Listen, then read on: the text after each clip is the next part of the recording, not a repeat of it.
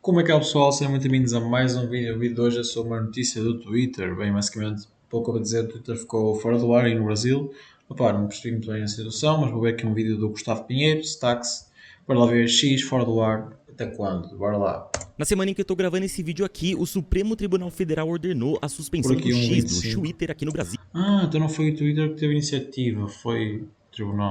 Aqui no momento em que eu tô gravando, ele já está fora do ar e o único jeito de acessar o site é com VPN. E o que eu quero fazer nesse vídeo aqui é Hum, explicar cronologicamente como começou toda essa eu não sei nada do que está a acontecer, mas bora confusão, o lá seu ver. desenrolar e como a gente chegou nesse ponto crítico. E nesse vídeo aqui eu não vou entrar tanto na disputa política entre o Musk e o STF, mas eu vou trazer aqui informações pra vocês, porque enfim, informação não é nunca demais, certo? Então deixa o like aí pra poder me ajudar, se inscreva se você for novo por aqui, e antes da gente começar, vamos a uma rápida palavrinha do nosso patrocinador, viu? O vídeo de hoje é patrocinado pela Ah, Blaze, que mano, vocês beleza, mano. de social de mentor, Jack Dorsey, a Então, parte política, acho, e agora vamos ao nosso bora, assunto. bora, bora. Não dá pra gente contar essa história sem a gente explicar como surgiu a parte política do Twitter e quando ele ganhou tanta força assim. A ideia de criar o Twitter veio em 2006 de Jack Dorsey, um jovem programador fascinado pela ideia de compartilhar atualizações em tempo real de forma simples e rápida. Naquela época, Dorsey estava trabalhando na Audio, uma empresa de podcast que buscava se reinventar depois da chegada do iTunes, e resolveu apresentar sua ideia do Twitter para os fundadores da empresa, o Ivan Williams e Biz Stone. Dorsey apresentou a ideia de uma rede social de mensagens curtas que permitisse aos usuários compartilhar o que estavam fazendo em 140 caracteres. Biz e Ivan Ok, adoraram a ok. ideia e eles colocaram uma equipe para trabalhar ali no projeto, que inicialmente ia chamar TWTTR. Sim, sem as vogais para ficar com Mas não, não vai esquisito. o som ali de um passarinho, sabe? Só que posteriormente eles colocaram as vogais para ficar mais fácil para falar. O lançamento oficial do Twitter aconteceu em 2006, mas foi em 2007, durante o festival South by Southwest, no Texas, que a plataforma ganhou fama. A equipe do Twitter montou telas por todo o evento, exibindo em tempo real as atualizações dos usuários, e isso gerou um aumento gigantesco na base de usuários. E, ironicamente, para a história que a gente tá contando hoje, o primeiro boom mundial do Twitter veio nas eleições americanas de 2008. Os candidatos encontraram ali uma maneira direta de se comunicar com os eleitores, e não só isso, a própria galera ia tweetando, fazendo piadas, comentando sobre o debate, reproduzindo falas, que é mais ou menos o jeito que acontece até hoje. E foi na eleição de 2008 que o Twitter se consolidou ali como uma ferramenta de comunicação política. Aqui no Brasil isso 2008 já faz tempo. também veio a acontecer, primeiro um pouquinho ali nas eleições de 2010, em 2014 com um pouco mais de força, e aí totalmente em 2018. Inegável que a internet teve aí grande participação nessa eleição. Nessa época, em 2008, o público ficou tão gigante que eles começaram a passar por instabilidades dos servidores, gerando o que algumas pessoas aí que estão assistindo devem conhecer como a fail whale, aquela baleiazinha que aparecia quando dava algum erro. O Twitter só foi se tornando aquilo que a gente conhece hoje depois de 2010, quando Jack Dorsey deixou o cargo de CEO e foi substituído pelo Ivan Williams, que implementou várias mudanças. E aí, avançando mais 10 anos nessa história, quando o Twitter já era uma empresa de capital aberto ali, que valia ali 20 bilhões de dólares, surge uma Nossa, figura na muito nossa dinheiro. história, o Elon Musk. Em 2020, o Twitter passou por um período extremamente complicado porque ele se tornou um cenário de muita agressividade, hostilidade e principalmente Yeah, yeah. manipulação de mídia. Época da pandemia, né? A era das fake news veio com tudo e com isso a administração do Twitter precisou agir rápido. Eles começaram a banir contas que espalhassem mentiras ou incitassem violência ou desordem pública. E foi assim, inclusive, que o perfil do Donald Trump foi suspenso. A suspensão aconteceu depois que os apoiadores do Trump invadiram o Capitólio, endossados por várias falas do próprio Trump no Twitter, que começou ali a ser acusado pelos republicanos de censura. Foi nesse cenário então que Elon Twitter era bem importante para a política. Vai à toa, mano. Uma rede social. Musk começou a demonstrar interesse na plataforma. Elon Musk já era um usuário ativo do Twitter e ele era conhecido por dar declarações polêmicas, por usar a plataforma para influenciar em certos mercados financeiros e também para se comunicar diretamente ali com os fãs. Ele declarou que tinha uma visão ali de um Twitter 2.0 que seria livre de censuras, mais transparente e todos poderiam dizer tudo o que quisessem. Esse discurso do Elon Musk é bem comum da gente ver por aí. Aqui no Brasil a gente conhece principalmente por causa do Monark, de que é assim que deve funcionar a liberdade restrita de opinião, meio que se baseando ali na primeira emenda da Constituição americana, enquanto outros defendem que a liberdade vai até o limite do que a lei considera o que é racismo, homofobia, discurso de ódio e enfim, que é assim que funciona aqui no Brasil. De qualquer forma, em abril de 2022, o Elon Musk fez uma proposta surpresa para comprar o Twitter, simplesmente por 44 bilhões de dólares, ou 250 bilhões de reais. Inicialmente, a diretoria do Twitter tentou evitar o que eles consideravam como uma aquisição hostil, mas as negociações avançaram bem rapidamente e no fim daquele mês, o Twitter já era do Elon Musk. Acontece que em alguns meses depois, em julho, o Elon anunciou que estava desistindo da compra porque o número de bots do Twitter era muito maior do que o informado na hora da compra. E aí o preço deveria ser De votos? menor, porém ele já tinha assinado todos os contratos e o Twitter entrou na justiça obrigando ele a cumprir o acordo. O julgamento foi marcado para outubro de 2023, porém ele nem precisou acontecer porque o Elon Musk falou que ia honrar sua parte e ele finalmente adquiriu 100% do Twitter. Musk finalmente se tornou o dono do Twitter em 27 de outubro de 2022 e logo após assumir o controle ele demitiu a maioria da alta administração, incluindo o CEO atual, o CFO e o chefe de política jurídica e segurança. As emissões não pararam por aí. Eu soube disto, tipo, o Elon Musk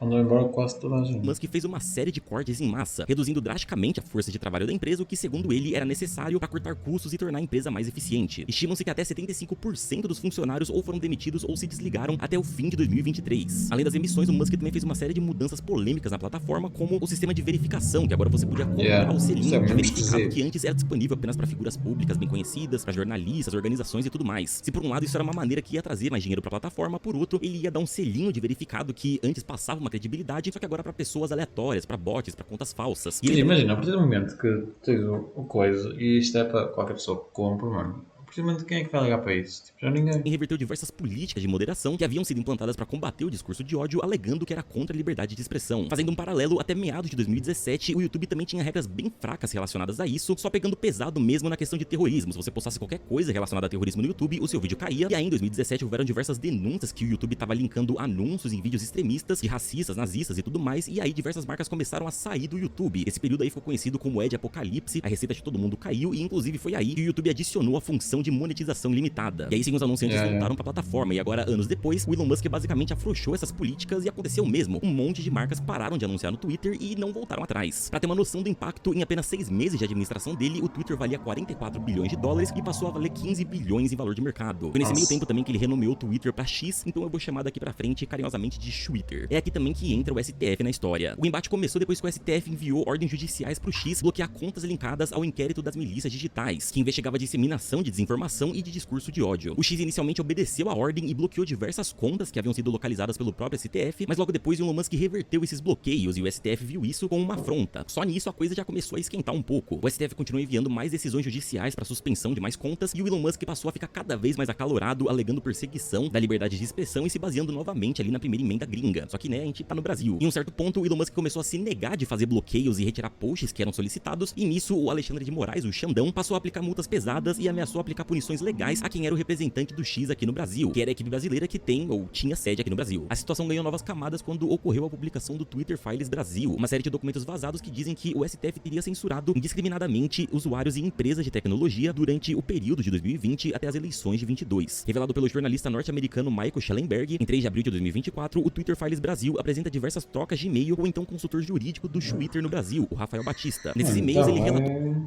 que parlamentares lhe pediram para ver os conteúdos de trocas de mensagens privadas na plataforma, enviaram também uma ordem judicial para ter acesso aos dados cadastrais do vereador Carluxo e uma ação para desmonetizar contas de bolsonaristas envolvidos em ataques coordenados ao STF. O Xandão então pediu para o Elon Musk apresentar os documentos relacionados a esses e-mails e que provasse a veracidade de tudo que foi dito, e em seguida o Elon Musk disse que isso violaria a lei brasileira e não apresentaria nada. O ministro então incluiu o Elon Musk no inquérito das fake news e a Procuradoria-Geral da República pediu o depoimento de representantes da plataforma. Em resposta, o Elon Musk acusou o Xandão publicamente de censura e desrespeito à liberdade de expressão, e aí a situação ficou mais tensa do que nunca. No meio desse mês de agosto, Elon Musk anunciou o encerramento completo das operações no Brasil como efeito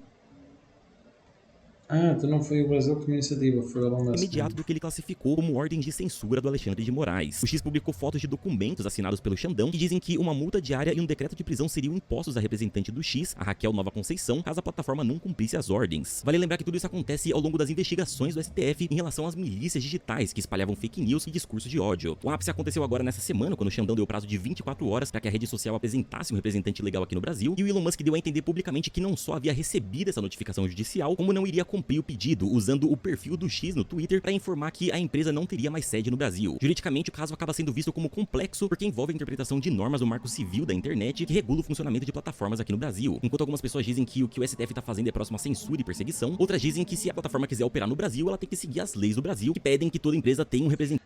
Faz sentido, eu percebo os dois lados, faz sentido de facto. Se está no Brasil, tem que seguir as leis do Brasil também. Legal aqui. Existem precedentes também de outras empresas de tecnologia que enfrentaram suspensões temporárias por descumprir ordens judiciais similares. Em março de 2022, o STF ordenou a suspensão do Telegram por descumprir ordens como a não remoção de algumas contas que propagavam desinformação. Foi basicamente a mesma coisa que aconteceu com o Twitter, mas a suspensão foi retirada depois de finalmente o Telegram cooperar com as investigações e cumprir as exigências. Mas em abril de 2023, ele foi bloqueado novamente porque eles não cumpriram ordens relacionadas a uma investigação sobre grupos neonazistas que estavam rolando na plataforma, lá no Telegram, que estavam organizando ataques violentos, inclusive incluindo um tiroteio em escola que resultou em várias mortes. A justiça brasileira tinha ordenado que eles fornecessem dados específicos sobre os participantes desse grupo, mas a empresa cumpriu apenas parcialmente esse pedido, resultando aí no banimento e algumas multas diárias. O X, enquanto isso, não enfrenta essas questões só aqui no Brasil, não. A Comissão Europeia recentemente acusou formalmente o X de várias infrações, incluindo a disseminação descontrolada de desinformações e discurso de ódio. Além disso, a plataforma foi acusada de bloquear acesso de pesquisadores a dados importantes, dificultando a análise e o combate à disseminação de conteúdos nocivos. Essas acusações são as primeiras aplicadas sobre o DSA, que é uma legislação que visa regulamentar grandes plataformas de tecnologia e, se confirmadas, podem resultar em multas pesadas para o X, chegando aí em 6% da receita global da empresa. Musk também respondeu os pedidos da União Europeia, negando as acusações e insinuando que havia uma conspiração, iniciando uma batalha legal que a gente ainda não sabe onde vai dar, mas pode ter o mesmo fim que teve aqui no Brasil. E adicionando a isso tudo, o Alexandre de Moraes também bloqueou recursos financeiros da Starlink, uma das empresas do Elon Musk que tem representante legal aqui no Brasil. Os outros ministros